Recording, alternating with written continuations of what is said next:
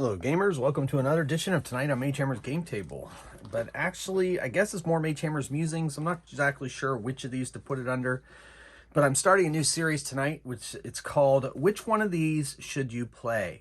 Now, I hope that title is not too misleading. I'm not saying one's better than the other. I'm going to highlight things about each of the systems that I'm going to be showcasing, and you decide which one works best for you.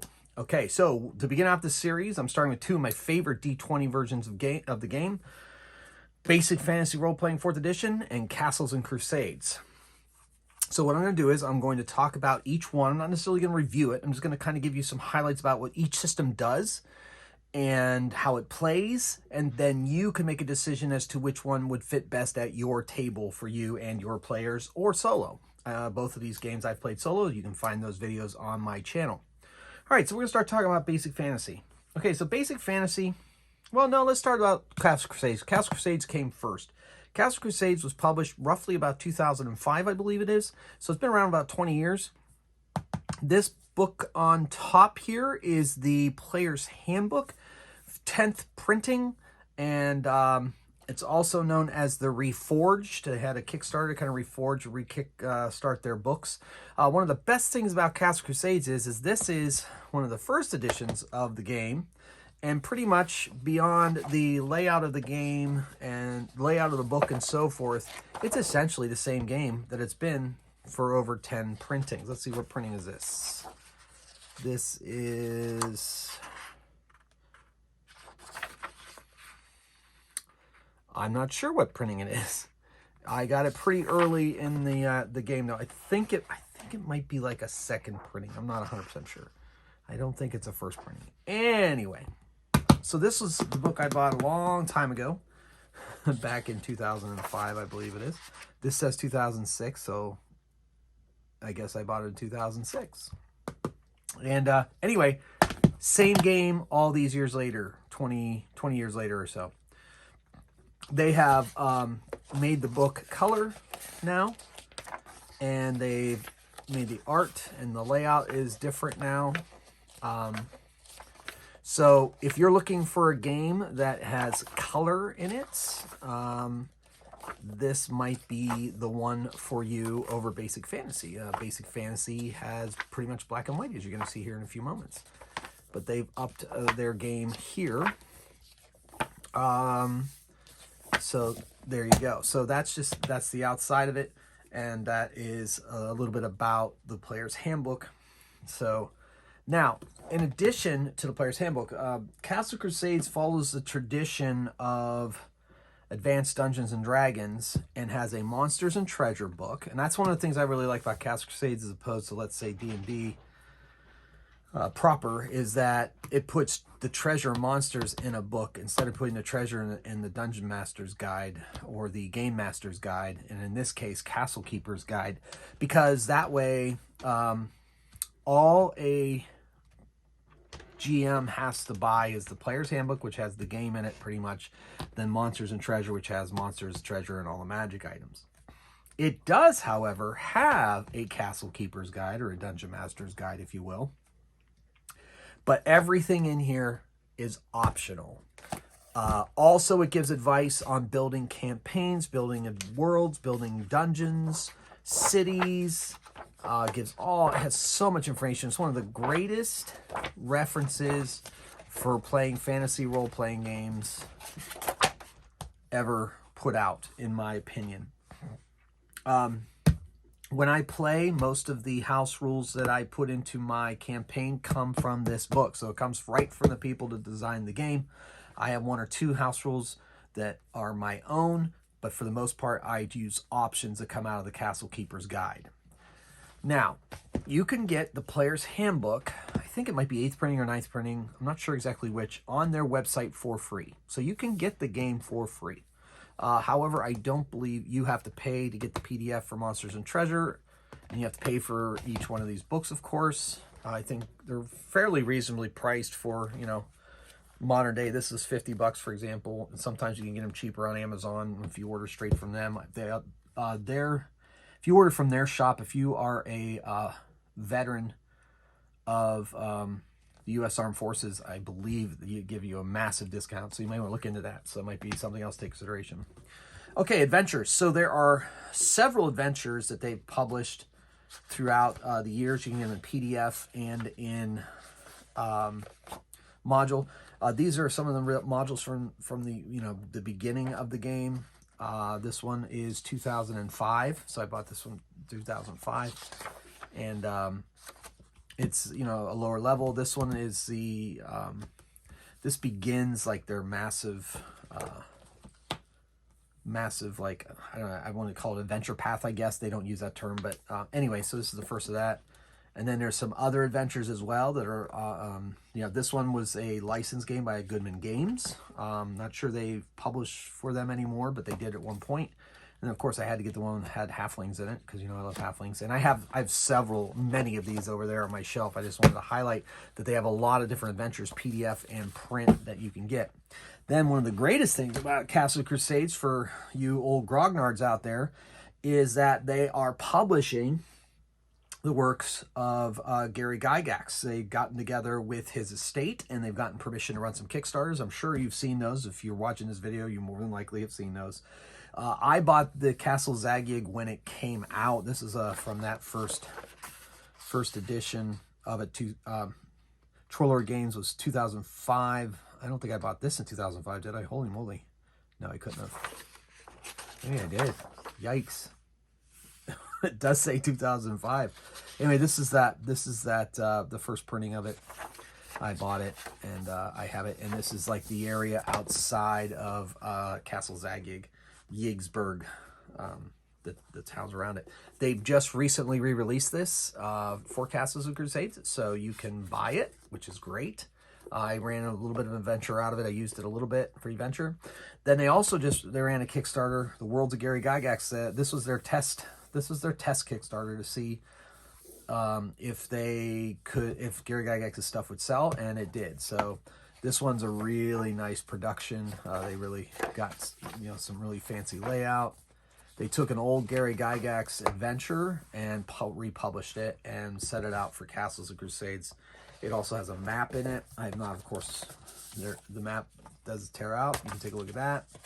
So if you are a Gary Gygax fan, Castles of Crusades might be the game for you, because they are in business with the estate and are publishing his stuff. And I even got word through the grapevine, the internet, the great grapevine, that they're going to be republishing the Gord the Rogue novels. Originally, right before Gary died, they published a hardcover version of Saga of Old City, which I do have, but I have it under lock and key because it's I could sell it for a pretty decent price. However, if they're going to be reprinting, maybe I better sell it now. No, I'm never going to sell it. A hardcover version of Saga of Old City, of course, it's awesome. Anyway, so if you like Gary Gygax, you're an old grognard, and you like Advanced Dungeons and Dragons and so forth, I think you might want to look into Castle Crusades. Now, I say Advanced Dungeons and Dragons because I know I've said this before in some of my other videos when I talk about this, but if this is your first time listening to me talk about Castle Crusades, I would say Castle Crusade. I like to say, and I'm not sure, I don't think I invented it, I probably found it on the grapevine, that internet, that Castle Crusades is AD&D 3rd edition. Advanced Dungeons and Dragons 3rd edition. They took what they loved about 2nd edition, and then they turned it into something else, but still keeping the core, I would say, of AD&D 2nd edition, but updating the mechanics to be a bit more quote unquote modern. And the greatest piece of mechanic in this game is the siege engine, which I have in a video on how the siege engine works, and I can link that in the description below. And it basically takes the place of proficiencies that were in AD&D 2nd edition, or skills, and let's say in 5th edition, for example. And it's a really cool system, and it works really fast at the table. It plays really fast for the most part. I think the thing that you need to keep in mind is that it of course has race and class, which I prefer. I don't prefer the old school essentials / BX version of a dwarf as a class. I never really liked that when I started playing in 1982.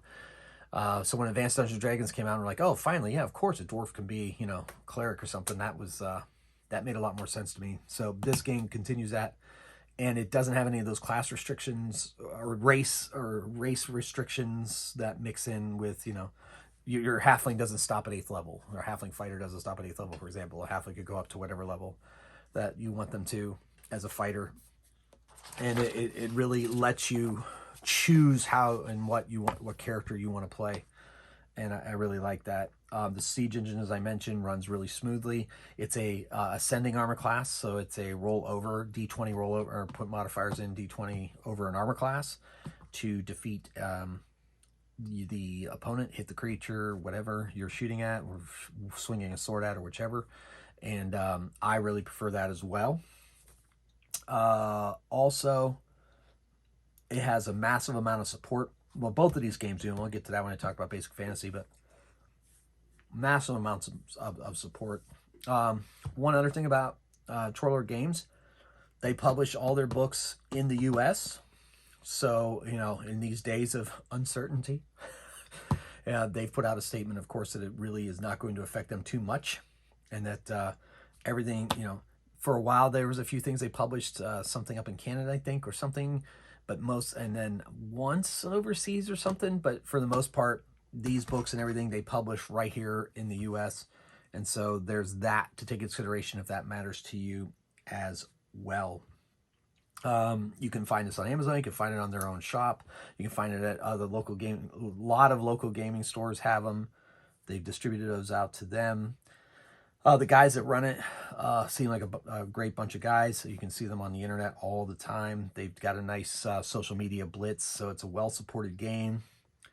And so, without going into too much, if you want to see how it plays, and that's not what this video is for, but if you want to see how it plays, I have a vast examples of it being played solo. You can go and check those out. My playlist for Castle Crusade solo play. You can see how it plays. You can see what my house rules were. And this game is very easily house ruled. And like I said, this Castle Keeper's Guide has so many options in it. It can pretty much turn the game into one of the things they're proud of is Castle Crusades game the way you want to game. And so especially if you get the Castle Keeper's Guide, it gives you all kinds of advice and how to do that. And you can pretty much turn the game, what you want to use spell slots, it's in there. You know, it's based on normal Vancian magic, but if you want to do spell slots, they have an option for it. You spell points, they have an option for it. And that's just one example of all the stuff that's in that Castle Keeper's Guide. It's an excellent resource. Even if you're into D&D or old school games, D20 games, buying a Castle Keeper Guide has a ton of stuff in it that you can use in almost any system. So there's that. Now, so if you're a game master, you're looking at probably about $100, maybe $80 if you get it for a discount. And then if you want to buy the Castle Keeper Guide, it's another $50, which is a massive tome for $50. It's a really great deal. But you're going to have to spend a little bit of money. But like I said, you can get the PDF of the Player's Handbook for free. Not this particular version, but the game really hasn't changed since I mentioned 2006. Been a few tweaks here and there, but that's it. The system is essentially the same game. There's none of the 2nd edition, 3rd edition, 4th edition, 5th edition. So that's another thing to take into consideration. And they're very proud of that, and I don't think they are going to be changing that anytime soon. So that's just kind of a brief overview of Castle Crusades. Hopefully I've given you enough information to know if that is something that you will want to play in your games. So moving over to Basic Fantasy. All right, so Basic Fantasy, this is the hardcover version. This is an anniversary edition that they came out with. I could have bought the hardcover of this, but I already bought 5 or so hardcovers of this. And I didn't want to get another hardcover, so I bought this in softcover. But it's the same thing inside, just the cover has changed. And you said, wait, did you say you bought 5 hardcovers? Yeah, for the price of the $50 you would pay for this Player's Handbook, you could buy like 3 of these, because Basic Fantasy is basically an open source, not an open source game. I don't know if that's the right word I want to use. It is a game that is free. It's entirely free. So you can buy it. In fact, on the back of the book, it says, don't buy this book. Well, not yet anyway. Rules are available for free on the website. They have a ton of stuff on the website. Everything in this game is free. You can download as a PDF. And anything you get printed out, like this huge adventure path here, adventure series is for 9 to 12 characters or levels 9 to 12. This book cost me like $6. Like this big book. It has 170 pages. And it cost me like $6. They print at cost. I bought it off Amazon. They use their printing system thing. You can buy them on Drive-Thru RPG as well as Amazon. I think they also have on another source, maybe Lulu.com. Not sure, but I have so many of these because like the smaller modules are like $4. These bigger modules are like $8, and you buy them. And it's like this is like what is this, a year or 2 years of gaming, depending on how often you game. Yeah, and then this cost me, I think, $8. This cost me $14-15 hardcover because they print at cost, pretty much something like that, I think. Plus, with my Amazon Prime, the shipping was quote unquote free, and so there you go. This is just one example. Saga of the Giant. They have so many adventures up there. Not only do they have that, they have like all kinds of different races up there, all kinds of different classes up there, all kinds of different options for your spellcasters, all kinds of different options for your fighting combat, folks. And it's all free PDFs, and it's Basic Fantasy, I think, .org. Yep, basicfantasy.org. You go there, you can download pretty much anything you want. Here's the QR code if you want. You can kind of maybe scan that, freeze the video, scan it. You can go to their website. So if you don't have any money, but you manage to have a computer and an internet connection, you can play this game entirely for free. So that's pretty cool. And if you want to buy printed books, like most of us old school gamers like to do, you can buy them at cost. Okay. One thing that Basic Fantasy has that Castle Crusades doesn't is that this book right here is the entire game without all the options that they have up on their website. This is the game. This has classes, races, monsters, tells you the rules of adventuring, combat, and then it gives even has random tables in it. It builds a random dungeon for you, and it's all in one book. This Castle Crusades has Player's Handbook, Monster Treasures divided into 2 separate books, and then they have all their options and stuff here in Castle's Keeper's Guide. So, you have to pay to get access to those, but this is an entire game right here in one book. And if that's the kind of game that appeals to you, then Basic Fantasy might be for you. As far as how the game works, it has the four basic races, and same with the classes. The basic classic that are in BX, except they do the race class thing that I like. You can be a dwarven cleric. They do have some restrictions, like dwarves, for example, can't be magic users. They do keep some of those restrictions in that were in like first edition AD&D, second edition AD&D. Halflings, I don't think, can be wizards either in this system. I, of course, house rule that and allow them to happen. They have to hit certain thresholds in their ability scores, but ultimately that's it. They have experience points are not uniform like in 5th edition, and I believe Castle Crusades is the same. Or is it? I can't remember. No, wait. I think they might be on a universal. I think they went with the universal experience points. When you hit a certain amount of experience points.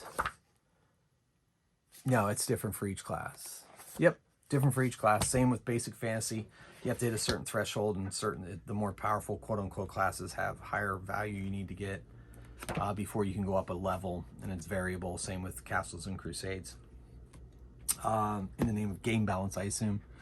But it does ascending armor class. It does give you, in your monster descriptions, it gives you in the armor class, yeah, it's ascending armor class. And so, but that's easily, if you want to go Thaco, you can, but ultimately it's ascending armor class, which for me is a lot more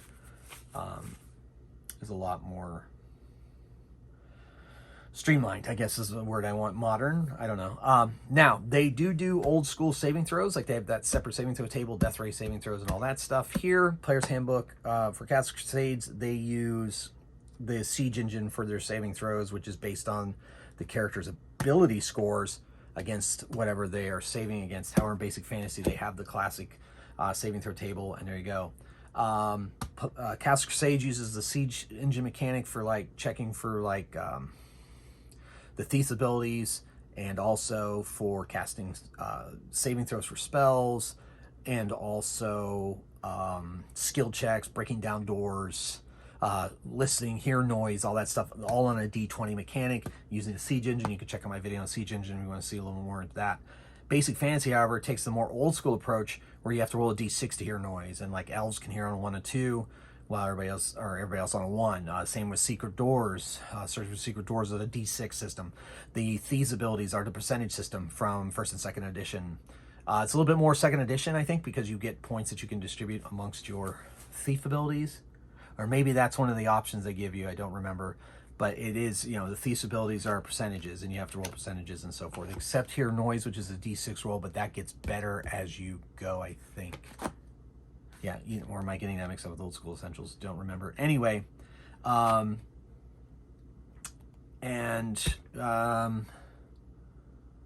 so it's a lot more old school, but with just a dash of more modern in it, with Descending Armor class and class race being mixed together. Well, Cast of Crusades is a lot more modern, but still feels old schoolish to me. Like I said, like AD&D 3rd edition, if TSR had held on to Dungeons and Dragons and created a 3rd edition, I think Cast of Crusades looks a lot like what that would have looked like. Basic Fantasy is basic and expert, but mixed in with some of the better points of 1st edition AD&D. So they take a dash of 1st edition AD&D and throw it in there. But once again, they have huge amounts of options for free up on their website for PDFs that you can kind of turn the game into whatever you want. I house rule both games pretty heavily to match the taste of my players as well as myself. So both games are easily house ruled, but Basic Fantasy is more old schoolish than Cast of Crusades, but both, you know, I think there's a massive argument on the internet whether Cast of Crusades is OSR or not, but Basic Fantasy, I believe everybody considers to be OSR. So, you know, you can explore that particular debate for yourself. I also have played Basic Fantasy quite a lot. I've played it face-to-face, as I have with Cast of Crusades. I've played it solo, as I have with Cast of Crusades, and you can see me play it solo on my channel. I have a whole playlist devoted to it, a long storyline that took place using the Basic Fantasy system, if you want to see how it actually plays. And it has a ton of support for modules, so many modules out there. Chris Gonerman is the guy who runs this, and it was his brainchild and his baby, and he is a hugely wonderful steward of it. Another friend of the channel, Todd Lyons, is also makes a lot of content for Basic Fantasy, and that's the other thing. Gonerman is very generous with how to put out proper Basic Fantasy content, get it up on their website, and pretty much anybody can contribute to it as long as they make it Basic Fantasy. Art-wise, like I said, this goes with the classic black and white, and you know, the modules and the rules all have an interior black and white, just like they used to do in the old school.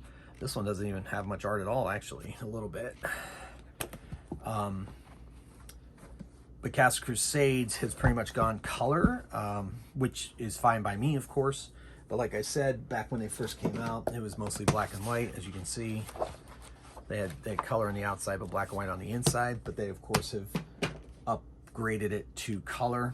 And these covers on these Cast of Crusades, a huge homage to AD&D First Edition, is just magical to me. Really takes me back, and it also is kind of like it's those old covers, but yet, you know, modern. So I like that a lot. And Basic Fantasy. Now, which one is more complicated as far to play? Like if you wanted to start this with a group, I don't know. They both have their own little their own little quirks. I guess I would suggest if you're starting out teaching people who don't role play that often how to role play, you might want to go with basic fantasy, just because I think the cognitive load is a little less when you sit down to put it together for them. This one, not so much, but they just might have, I don't know, they might have a few more options in it, and maybe that might freeze them up. I mean, I always suggest when you're about to teach people a game they've never played, you use pre-generated characters till you know how the game is played, and then eventually ease into allowing them to make their own characters. So both of these systems would really be good for beginners. I don't know if Castle Crusades would be more intimidating than Basic Fantasy. My gut is saying yes, but it's been a long time since I've introduced new players to either one of these. So, yeah. Anyway, so I guess to sum up, hopefully I've given you a large amount of information about each of the systems, so you can choose which one would fit best at your table. I love them both. I play them both. If I'm playing D20, if I get the thirst for a D20, I'm playing one of these two. And I know there's been a lot of new hotness out there that all you guys out there are playing. And I may be showcasing some of those as we go, but to me, these two are the ones that have won my heart when it comes to the D20 space, and for the reasons that I've talked about in this video.